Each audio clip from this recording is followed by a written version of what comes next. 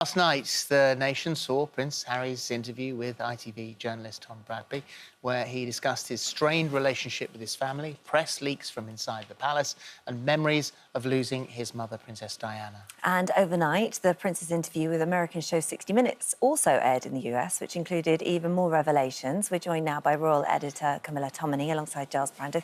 Good morning. Happy New Year. Morning. Lovely to see Happy you New both. Year. So let's begin, Camilla, with last night, first of all. We're going to go through a few of the main points, but just sort of a bit of an overview. Was it what you were expecting? We'd had a few kind of leaks that had come through. Yeah, I mean, I think it kind of was reflective of the book. He was reading excerpts of the book during the interview, and the book has been really explosive, so there was no suggestion that the ITV interview would be anything other than what it was. I mean, yet more bombshells raining down on the royal family, I think. Is it as explosive as you initially thought it might be? More? The book, do you Yeah. mean? Yeah, I thought the book, because there had been suggestions that the Netflix documentary was going to try and sort of talk about more current events and that the book was going to be more retrospective and talk about his childhood and the military, which of course it does, but it's equally been heavily updated. It's interesting that after he saw the Queen in the summer, there's a suggestion that he thought at one point that he wasn't going to go ahead with the book, and then he did. And what we've ended up with, I think, is a much more explosive tome than we might have predicted. I think it's a human story. That's what it is. It's about a family. It's a family drama, a family saga. He talks about a dysfunctional family. Well, a lot of us may feel some recognition there. He talks about sibling rivalry. He talks, obviously, about the death of his mother. And that's the reason that I think we all have sympathy. We bought into this young man from an early age, and we've loved him. And so we have followed this story. We feel his pain. And so from my point of view, as a human story, I found it fascinating. I don't think it's actually a big royal story. This too will pass in terms of royalty. Well, we'll come back to that in just a moment. In the meantime, let's just have a look at a little bit of what he said about the death of his mother. I saw the photographs of the reflection of all the paparazzi in the window at the same time. Taking pictures of your mother as she's dying rather than helping her. Exactly. And that, that still hurts. But, you can see that I saw the back of her blonde hair, slumped on the back of the seat. There were other photographs that would probably show my mother's face and blood. And those, I assume, were the ones that Jamie removed. And I'm grateful to him for that.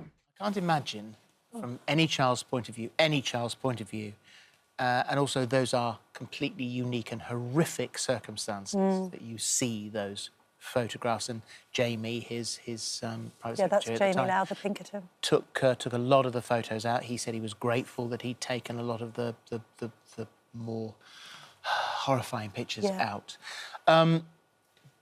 Does that experience as a youngster colour your entire view? Does that mean that he appears to be seeing conspiracy and briefing around every corner? I mean, who can blame him? I've seen those images because I had to cover the subsequent inquest. God, have you? Yeah, they're awful. And also, who watching that doesn't think that anybody who stayed there and took pictures was anything other than a complete scumbag? OK, so... But that doesn't... I can appreciate his pain and trauma over that, because I think anyone can who has a heart. But obviously that has informed his view of the entire media. And in my view, his view of the entire media is completely skewed and not quite right. He blames the paparazzi directly. He explains that later, when he was older, he went driving through that same tunnel at the speed that Diana was being driven through it. And he found it was a short tunnel, to his surprise, and in his view, it would not have provoked an accident had it not been for the flashing of the lights. So from that moment, he is telling us, and he says also his brother William, Willie as he calls him, also on a separate occasion drove through that tunnel at the same speed. He is blaming the paparazzi, and that has informed everything since. And he actually says in this interview that he is doing it as one person against the world's media. This has got to change. Although the inquest also found that Henri Paul, the driver, was drunk. Of course. I'm giving his point of view, not showing the whole picture. There's also a moment that he discussed in the interview last night, a very private moment between father and son, a moment that actually no parent would ever want to have to go through, and that's that moment of telling your child that Mummy's not coming home anymore. This is what he said. My father coming in his dressing gown and sharing that news with me. Only now, as part of writing the book, did I really think about how many hours he'd been away. And the compassion that I have for him as a parent, having to sit with that for many, many hours, bringing up friends of his, trying to work out how the hell do I break this to my two sons. And I never want to be in that position. Part of the reason why we're here now. I never, ever want to be in that position. I don't want history to repeat itself. I do not want to be a single dad. Charles? His love for his father came through the interview I thought time and again, Yeah. and from the bits of the book I've read as well. Respect, affection, genuine love, and a fellow feeling for his father. That I found very touching.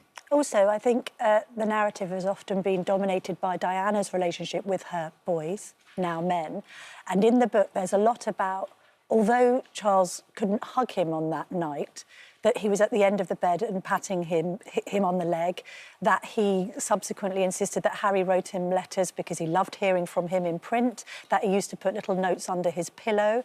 Constantly, he refers to his son as my darling boy. I mean, there's a contradiction there because at times, there's a depiction of Charles and other royals as unfeeling, and you could apply this as well to William, but yet the book also betrays the fact that these are two men that clearly love Harry so much that at times they were driven to despair by his behaviour, if we then think about the dog bowl incident. I mean, I was increasingly getting the impression that William felt that he was losing Harry. And I mean, there was that moment as well, and when he used that secret code that he was discussing. Yes, on Mummy's life, I think it is. Yeah. That there was only a few times that they'd ever uttered those words, and that's the moment they used to stop and look at each other and understand that that person needed to tell them something. I mean, that incident, which is sort of described as to William's detriment, in fact, for me, William came over rather well in that. He's actually saying to his brother, look at me in the eye, you know, we want you to be happy. I want you to be happy. What can we do? And what Harry is now saying is what we can do is sit down. I want accountability. I don't know whether this is as a result of going through a lot of therapy, which clearly he has been. He feels that they are there, they won't reach out to him. He wants one great big group hug, and he wants them somehow, I think, to apologise, I'm not quite sure what for, and to show accountability for their behaviour. But there's the contradiction here about their relationship with Meghan is, in one breath, Prince Harry seems to be saying that William and Kate were parroting the media. But the book suggests that William and Kate were having issues with Meghan as far back as February 2018. There's this silly tale about the borrowing of lip gloss, and apparently Kate grimaced when Meghan put it on, and then they went and did that forum where they was the so-called Fab Four, and anybody watching it saw a degree of awkwardness. The brothers even admitted that sometimes it was difficult for families to get along. We then fast forward to June 2018. This is 1 month after the wedding, which at the time was lauded by the press as a huge success, and they're apparently squabbling about comments about baby brain and Easter presents and where people sat at weddings. Can it be the case that, far from parroting the media, and Harry himself admits it in the interview, William and Kate particularly just didn't really take to Meghan? They made their own decision. Sometimes that happens. Actually, as the couple themselves said on Netflix, the narrative changed after the wedding. OK, the narrative changed in about the autumn of 2018. That was when we now know, but the press didn't know at the time, that the bullying dossier was submitted by staff allegedly suggesting that Meghan had behaved badly. That can't be a coincidence. There was a row here because William appeared to side with the staff. Harry, who clearly, we know one thing, is totally besotted and in love with his wife, and maybe wants to protect her because he felt he didn't protect his mother in some way. He couldn't get to grips with the fact that William and Kate didn't seem to love Meghan and see in her what he saw in her. That sometimes happens. I don't understand why he thinks the press informed that narrative. They had taken a decision. It's not nice, but, you know, we all know not everyone likes us. Can I ask you about briefings? Yeah. One of the big aspects in that interview with Tom, and I thought Tom was brilliant last night. Yeah, he was really good. Went as far as you could go without him getting up, walking out, I think. Briefings, how does it work? This is your job. Yes. You know this game. I don't expect you to tell me completely. Oh, I do. Well, I'm not discussing sources because a journalist never does, but put it this way. However, my point is the entire bulk of this is he was vicious with Camilla in the ABC interview overnight. Yeah. He was pretty vicious last night with Tom. This is people briefing against him, releasing stories for themselves against him. Yes. How much of that happens? Has it happened to you? But he's talking about every story emanating from the palace.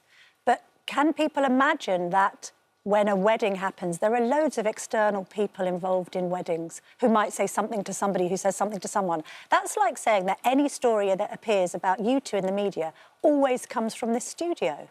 Equally, the palace doesn't go about, and it's never in my entire career, God, I wish it had, phoned me up and said, I've got a story for you. We hear stuff and find stuff out But are you and taken try and out, are pin you it taken down. out for lunch? Because there are lunches, there are briefings. Like the King's new spokesman took me out for lunch with a couple of colleagues to basically pitch roll what the plan was for the year. This is how we can see the coronation playing out. I'm there, as you can imagine, saying, can you tell me a bit more about Charles's relationship with Harry? Do you think Harry and Meghan are come to the coronation? What can you tell me about... And I get stonewalled most of the time. I'm not... This is the irony of all this. So why At the does he time of care so negative... much? At the time of negative publicity, do you know what the Palace Press Office were doing? They were phoning me and trying to deny most of these stories. You know, the book... So they do phone you? They phone you if they think you've written something wrong. Of course they do. How many times have I, you've got this wrong? I mean, quite recently I wrote a column that somebody thought wasn't helpful to the Susan Hussey situation. I digress. The point is, people are being extremely naive, Harry included, if he thinks that everything comes from the palace. Robert Hardman's written a piece in the Mail today to say that the suggestion about Camilla and that she briefed the first conversation with William, actually what happened was one of her assistants discussed it with her husband, who then discussed it during a tennis match with somebody who worked for Murdoch, and it ended up in The Sun. Like, of course these things happen. The other thing is... Sorry. No, it's fine. It's just on racism, just on the racism thing. Yeah. Oh, we didn't mean that the family were racist when we made the comments about Archie. That's just a press invention. Hang on. Is the press informing public opinion, or is public opinion informing the press? Anybody that watched the Oprah interview as she stared agog at Meghan, telling her about the colour of the skin conversation, interpreted that as a claim that the family were racist. Harry then says in another breath, oh, silence is abuse. You've got to call out interpretations in the press when they're wrong. Why didn't... If he didn't think that he meant that the royal family were racist, when the press covered it as racism and William's there having to say to journalists, we're not a racist family, why didn't they step forward and say, sorry, we didn't mean that they were racist? They just left it for months. This is why the royals are not going to get embroiled in this. Because you get bogged down in this kind of complex detail, and where does it ever end? Yeah, true. My take on it is that this is somebody who has been damaged and hurt initially by the death of his mother, and subsequently this has all come from that. He is now getting it off his chest. He tells us that he's happy, doesn't look as happy as I hoped he might look, but he says he's at peace. He's actually found peace and reconciliation. We hope he moves forward. I see this as a human story and not so much as a royal story. But one of the final stabs last night, and I wrote this down, that some people will be unhappy that he's unhappy. What did that mean? And that he's happy. Yeah. Some people that be unhappy that he's happy. There will people who will be unhappy that he is happy. But this is the whole... It was almost like the narrative has always been... got out. But this is the other thing. There's a narrative of us against the rest of the world with Harry and Meghan. Also, the other funny thing, I think, is he talks about the press pitting couples against each other and women against each other, and actually I think the press has been guilty of that.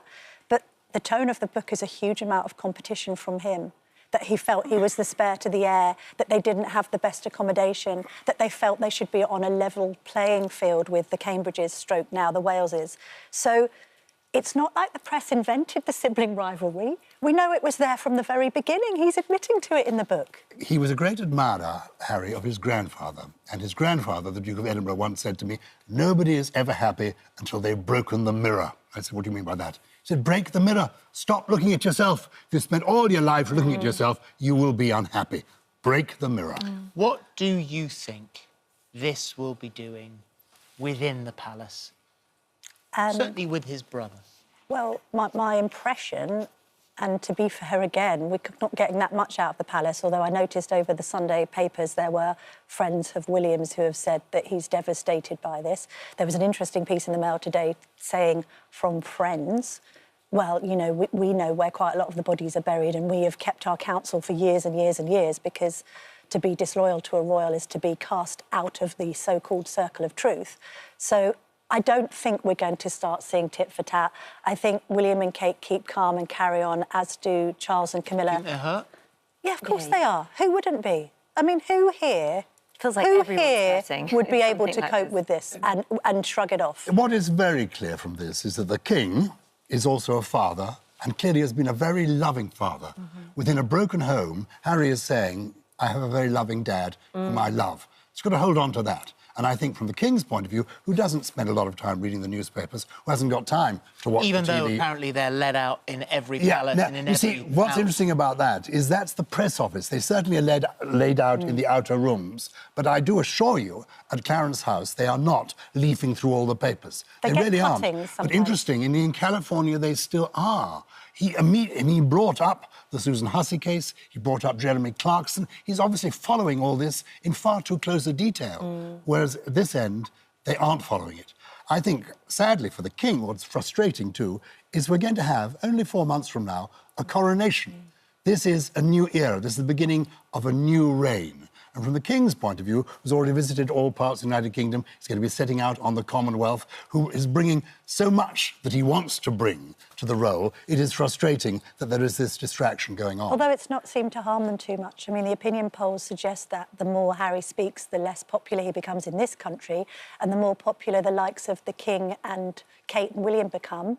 So actually, that old mantra, never complain, never explain, which has been much discussed in recent weeks, of the Queen's, funny enough, have served the monarchy quite well by comparison to Harry. Thank you both. Thank you very much. You can watch Prince Harry's interview with 60 Minutes exclusively on ITVX this afternoon.